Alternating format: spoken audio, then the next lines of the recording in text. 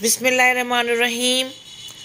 السلام علیکم جی ناظرین و سامعین، میں ہوں صفیہ بلوچ اور میں مخاطب ہوں آپ سے اپنے یوٹیوب چینل سندھ وے سے۔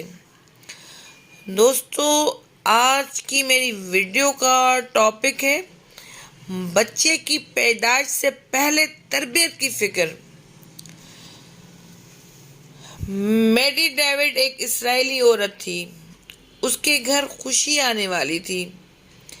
میڈی کو روز صبح ایک ادارے میں جانا پڑتا جہاں اسے 3 گھنٹے تک ریاضی کی مشقیں حل کرائی جاتی تاکہ بچہ ذہین پیدا ہو۔ اس کے بعد وہ گھر آ کر مچھلی، بادام، دودھ، کھجور، بیف، دالیں اور دیگر پھل وغیرہ کھاتی۔ دن میں کم از کم 2 گھنٹے سکون حاصل کرنے کے لیے موسیقی سنتی۔ سرکاری طور پر اس کو وظیفہ دیا جا رہا تھا تاکہ وہ ایک صحت مند یہودی کو پیدا کر سکے۔ اس کے شوہر کا رویہ بھی نہایت مثبت تھا کیونکہ وہ چاہتے تھے کہ ایک ایسا بچہ پیدا ہو جو نوبل پرائز حاصل کرے۔ 80% یہودی ہمیشہ سے نوبل پرائز حاصل کرتے آئے ہیں۔ 17 جنوری 1990 کو آخرکار میڈی کے ہاں 8 پاؤنڈ کا سولیہن جوزف پیدا ہوا۔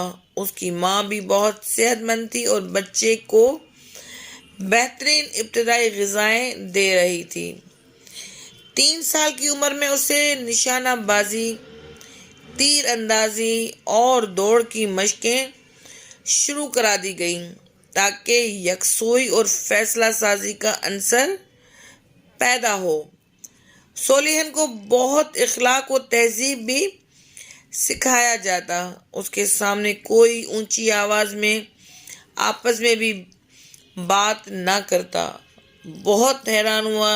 اس کے ماں باپ ہر مہمان کی بہت توجہ کرتے تھے، مگر ایک بھارتی مہمان جب سگریٹ پینے لگا تو سولیہن کے والد نے اس سے کہا، آپ گھر سے باہر جا کر سگریٹ پئیں۔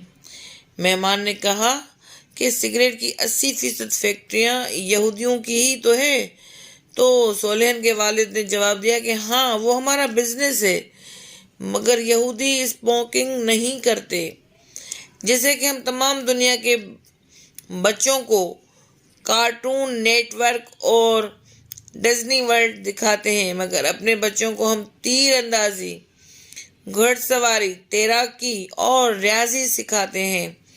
ہمارے اسرائیلی بچے کیلیفورنیا کے بچوں سے ذہنی استعداد میں 6 سال آگے ہیں۔ ہمیں معلوم ہوتا ہے کہ ہم کو کس بچے کو ڈاکٹر یا سائنٹسٹ بنانا ہے۔ ہمیں معلوم ہوتا ہے کہ ہمیں مستقبل میں اپنے کتنے بچوں کو بزنس مین یا انجینئر یا سیاستدان بنانا ہے۔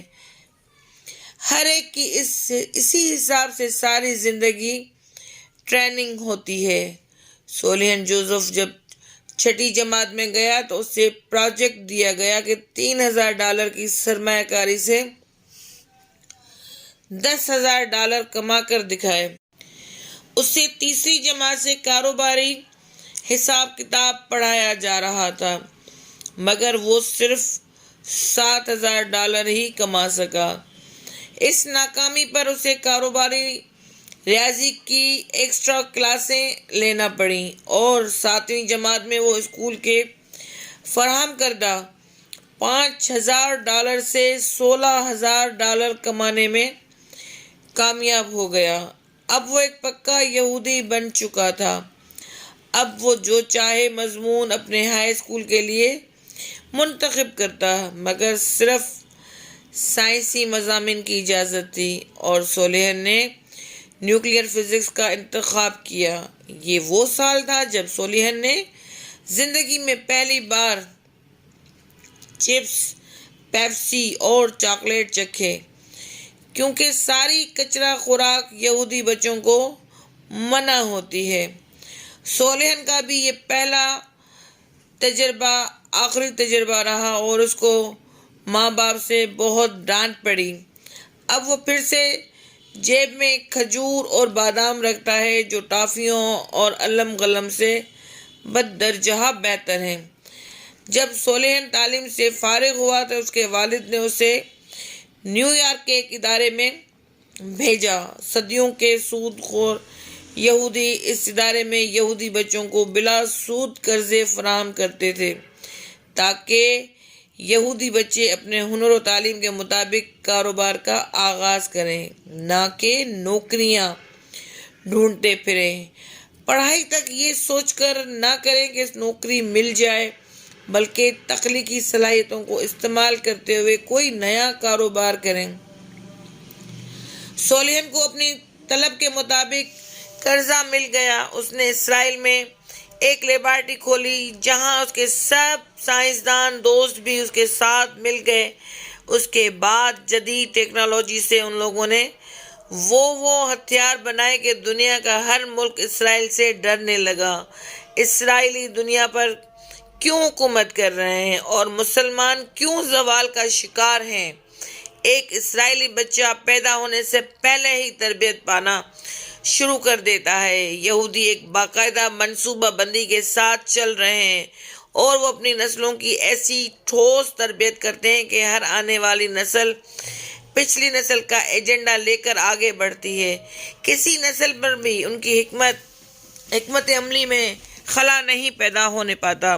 کوئی بچہ اپنے آباء و اجداد کی حکمت عملی سے اختلاف نہیں کرتا اور یہودیوں کے منصوبے صدیوں تک بغیر کسی مشکل کے جاری رہتے ہیں۔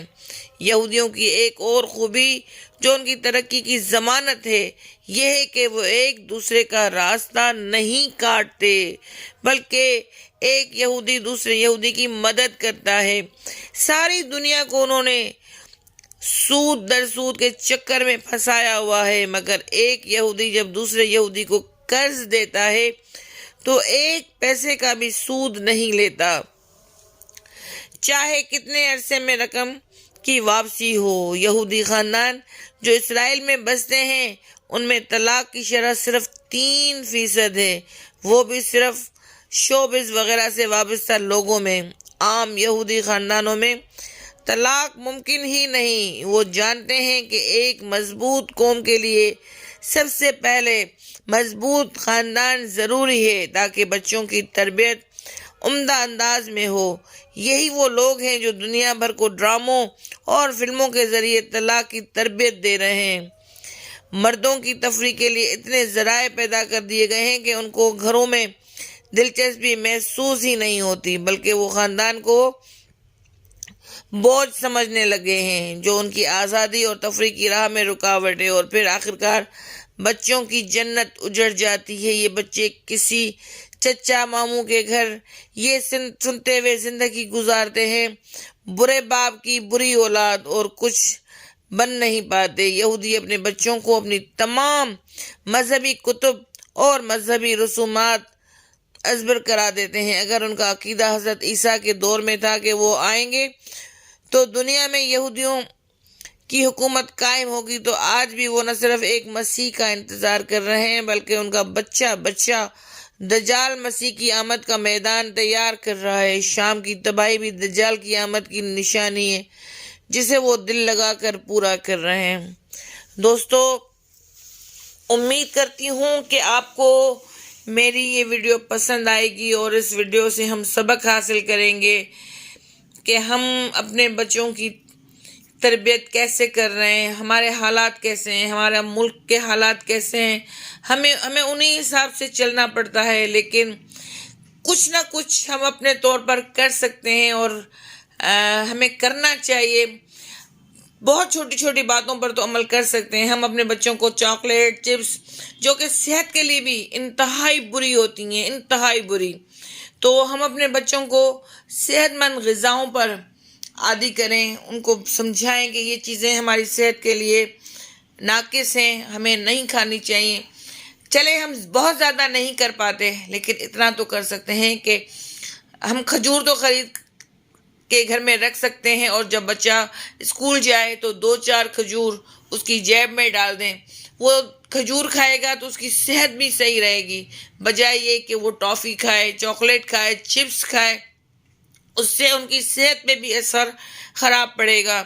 اور ان کو ہمیشہ یہ تلقین کریں کہ اسکول میں آپ ان چیزوں سے اجتناب برتیں، بلکہ اگر اسکول میں کوئی پھل والا آتا ہے تو آپ وہ پھل لے کر کھائیں، کیونکہ پھل صحت کے لیے بہتر ہوتے ہیں. ان کو سمجھائیں کہ کیا غلط ہے کیا صحیح ہے، ان کی کردار سازی کریں، ان کو اخلاق سکھائیں، ان کو دوسروں کی ہیلپ کرنا سکھائیں.